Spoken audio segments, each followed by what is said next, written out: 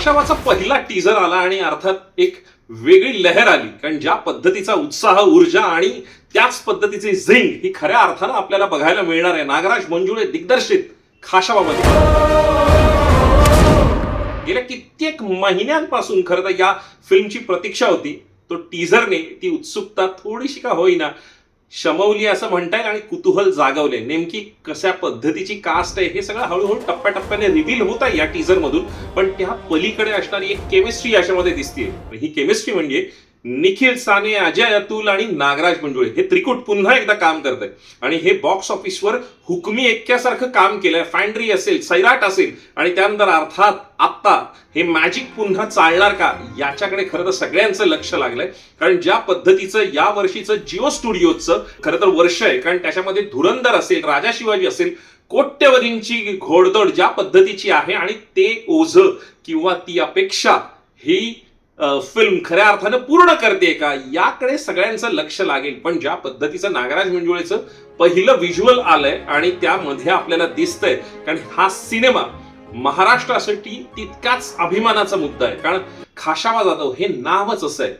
पहिलं ऑलिम्पिक मधलं कांस्य पदक आणि अर्थात महाराष्ट्राचा अभिमानाचा मुद्दा.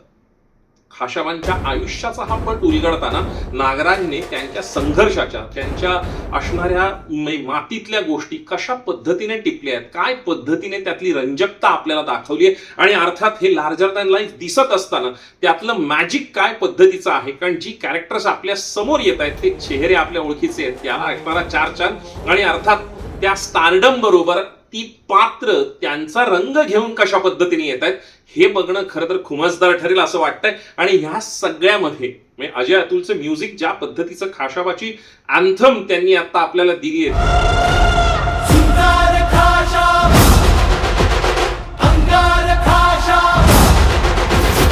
चुणूक त्या पद्धतीचं तो जो फिवर आहे तो अजय अतुलचा एक गंध घेऊन येतोय. आणि अर्थात या सगळ्याला चार चांद ज्या पद्धतीने नागराज लावतोय आणि अर्थात मेकर म्हणून निखिल साने हे या सगळ्याकडे कशा अर्थानं पाहतात. ज्योती देशपांडे, नागराज मंजुळे, निखिल साने ही टीम काय पद्धतीने हा सिनेमा लार्जर दॅन लाईफ बनवण्यासाठी झटली असेल आणि कशा पद्धतीने हा सिनेमा घडलाय याची खरं तर मेकिंग पाहणं, बीटीएस पाहणं हे देखील तितकंच उत्सुकतेचा मुद्दा आहे. ह्या सगळ्यामध्ये स्वातंत्र्योत्तर भारतातली ही गोष्ट आहे आणि तो काळ रिक्रिएट करत असताना ते मॅजिक तयार होत आहे का. कारण आत्ताही आपल्याला खाशाबा ज्या पद्धतीने दिसतायत तो चेहरा किंवा त्या पद्धतीचा उलगडा या टीजर मधून निश्चित नाही झाला. त्यामुळे ट्रेलर पर्यंत थांबावं लागेल.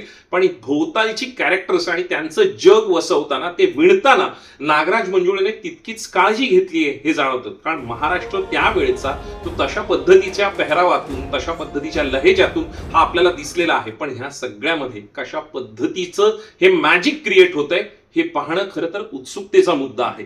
पण खाशाबा कोण आहे हे अजून तरी रिव्हील केलेलं नाहीये. पण त्या भोवताली म्हणजे असणारा तो संघर्ष गाथा म्हणून याकडे पाहता येईल, एक जिद्द म्हणून पाहता येईल.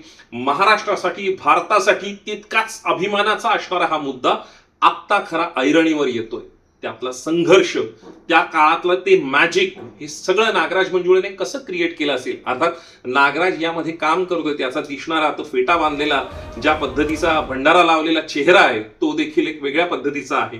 जितेंद्र जोशी असेल, छाया कदम असेल, संदीप कुलकर्णी असेल, वैभव मांगले असतील, ही माणसं ह्याच्यात दिसलेली आहेत. त्यांचा असणारा जो पॅटर्न आहे किंवा त्यातला उत्साह आहे, त्याच्यातला असणारे कंट्रोल्ड इमोशन्स आहे, वेगळ्या अर्थानं खरं तर हे इमोशन्स एक वेगळं कोलाज आहे.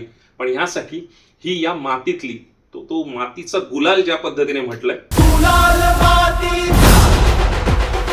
आणि अर्थात संघर्षाची एक मशाल हे त्या अर्थानं आपल्याला बघायला मिळेल. आणि त्यातला असणारा जोश, जल्लोष आणि अर्थानं ज्या पद्धतीचा असणारा संघर्ष आहे तो नागराज मंजुळे स्टाईलचा असेल. मराठी मातीचा आणि तितकाच बुलंद आवाज ज्या पद्धतीचा आपल्याला वाटतोय तेवढाच तो ठरावा. यासाठी आटपाट जिओ स्टुडिओज, नागराज मंजुळे, अजय अतुल, निखिल साने, ज्योती देशपांडे यांना मनपूर्वक शुभेच्छा. कारण महाराष्ट्राचं गौरवगीत म्हणून हा सिनेमा बघितला जावा आणि अर्थात ते गौरवगीत सगळ्यांच्या बॉक्स ऑफिस कलेक्शन मधून दिसावं, जेणेकरून धुरंधर, राजा शिवाजी आणि त्याच्यानंतरची हे हॅट्रिक म्हणून जिओ स्टुडिओजला साजरी करता यावी यासाठी खूप साऱ्या शुभेच्छा. अंगार